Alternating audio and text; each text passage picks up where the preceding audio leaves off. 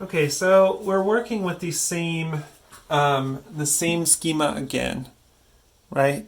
So just the exact same concept. So let's say you have a cylinder, for instance, right? This is more narrow on top, and this is bigger on the bottom. See, I'm just thinking about it. I don't, I never quite draw it perfectly. That's why I use a pencil, right? So let's see. That is a little bit more narrow, right? Okay, so now just think of something, maybe like a cylinder and a sphere, and then let's just attach something to the surface here. Okay, so we're thinking about these. So I'm just like attaching, say, a block, right? And then remember the same rules apply to this block. That lower square part of the block has to be more open, so it has to be more close to a square, and then the upper part, it has to be less open, whatever that means, right? So I just kind of feel that out, right? So this is a little less open. There's a little curved juncture there, and this is a little more open on the bottom. Okay, great. So I have my block. I have my cylinder, and it's the same proportion of cylinder that I was using earlier, right? So now I'm going to rotate this in space and give different views with this compound shape, right? All right, I need this to be more open, which it is, I feel, and then the block, I'm going to place it maybe here. Now remember, if my eye line is here, then I want to see a lot of this square. I don't want to just see this on it, right? Because my eye line is here, so this is 1, that should be 2, that should be more open, and then this surface I can't see because it's inverted. Cool. Now I can see, you'll see little things wrong, like see this, I drew it sort of directly facing me, but the axis of the cylinder is here, so it's off axis. So this whole thing needs to go towards that axis, right? And I would see this side, unless it was perfectly centered. The other thing that I noticed is that this is really long, and what I drew is kind of a little too narrow, too wide. So I work through that with the pencil until I can duplicate my same concept. All right, so that's pretty good. I can show that it's off axis only slightly. I can see that one surface, and I can see it and I can see the square surfaces expanding in pretty much the same way that the top surface is, right? But yeah, so I really like that. All right, now I'm gonna try it. Maybe where I see a ton of it like this, and gosh, there's no way to do this. You just got to feel it, right? So if I'm seeing most of the bottom, then the sides are going to be shorter. And I just have to have a feeling of how long it is with the sides shorter.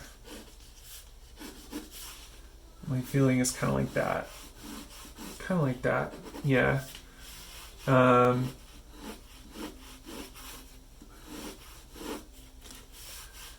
Okay. All right, and then because I'm seeing this, that means that this surface has to be more open than this one, right? So I've done that wrong. I can see how flat that is, right? All right, so this has got to be very round here. and further away. So more around, more around. Okay, that's about right. And then this time I'm going to attach, and there's no formula for this, it's just practice, right? I'm gonna attach it like maybe here, and that proportion looks right. And I know that it's got to be aligned.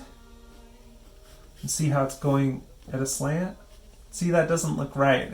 It has to be 90 degrees. Oh yeah, okay, there we go. Okay, so it has to be 90 degrees, and then it goes back.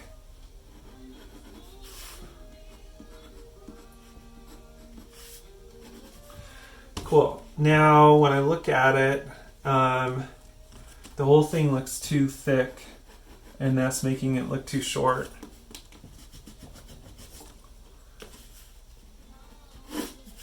All right. So I think that it's going to have to be something like this and smaller, because the drawing on the whole is much smaller. Okay.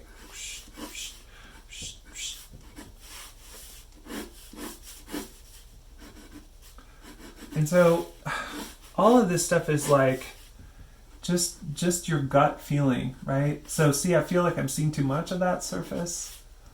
I'm gonna make that a little less.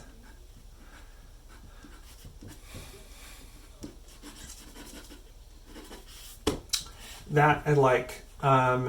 So just when you know, it's impossible to explain, but you know a few rules, right? You know that if you see the top surface, if you are seeing one surface, then that means it's more towards your eye, or it's more towards your viewpoint, right?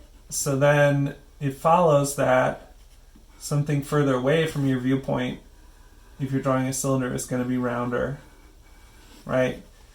And so, and see, this looks a little too open to me. I can't always explain why I feel things look out of proportion, but I always have a feeling, right?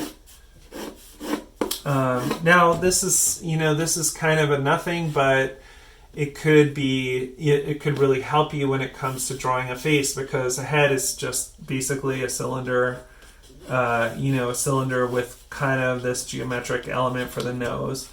So all of this is just practicing and moving around in space. And I mean, if you look at my drawing, you can see it's not really perfect, but it sort of gives you an approach, right? An approach that you wouldn't normally have. So this is a compound shape. I think a cylinder is a really good one. A compound abstract schema or something like that.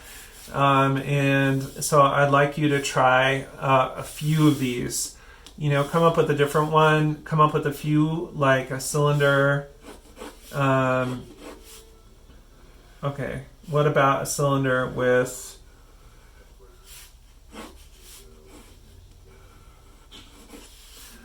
a sphere attached, right? What about, so see how the sphere, what if there's a sphere attached on each side?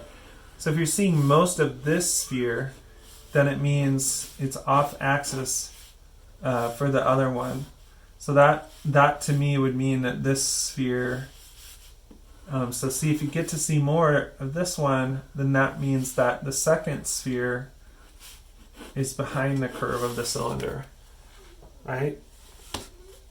That would still be straight, I think. Cool. So take it through. So do one like this, a cylinder with a block. Do a cylinder with two spheres and see if you can go through moving that. And then try a sphere, something like a sphere with a cylinder on it, with the cylinder stuck in it like that. right? So here's the top of the sphere.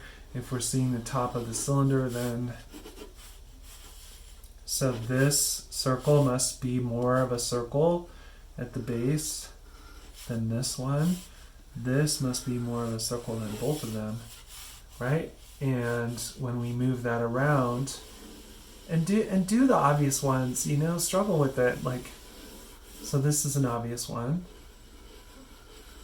Why is that valuable if it's so easy to draw? It just looks like a donut. Because you're trying to hold that proportion in your mind as you work, right? And you have a sense of the shadow, right? But if I drew this, that's not right because this is curved too, right? So the shadow, however it fell, would fall along some kind of curve, right?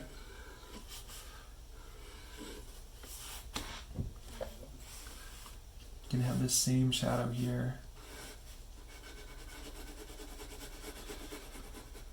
But you really have a sense before you even start drawing from life, you know, there's stuff that is really confusing, like why, you know, if you know a human arm is really long, how can someone represent it like, you know, just like this and then here's the hand, right? It's sort of like, how can that be? And we know the fingers are long, so how can the fingers look like this, right?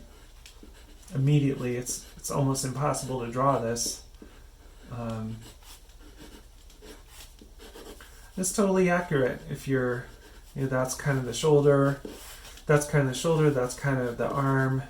If someone is pointing their fingers right at you, it's totally accurate, but it's really confusing to understand unless you work with these primitive shapes, right? So all of that stuff, you know, is all foreshortened. But, you know, because we've done this, we can be like, oh yeah, the length of the arm is just falling. It's just one of those shapes, right? This muscle is just another one of those shapes. Then it's really easy to see how that would work. Okay, I'm kind of messing this up, but you get the idea. So this one is about compound objects, primitive forms, but they're compound. So make a cylinder, attach two spheres to it, rotate that around and draw it from different angles. Here's one of the angles. This is valuable, you guys, right? Just like that. And then just checking it. See, I don't know if my proportions are right. I think maybe this is a little bigger, right? That's the top view.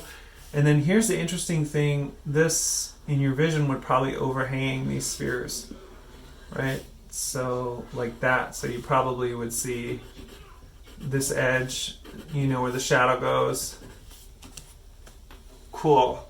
Yeah, so try each of those. Try a cylinder with a cubic form attached. Try a cylinder with two spheres attached. Try a sphere with a cylinder attached.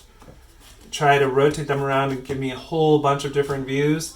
And just like in the last exercise, give me a composition where they're all in the same space, where you ink the lines and you also use a light source and bring in that shading as well.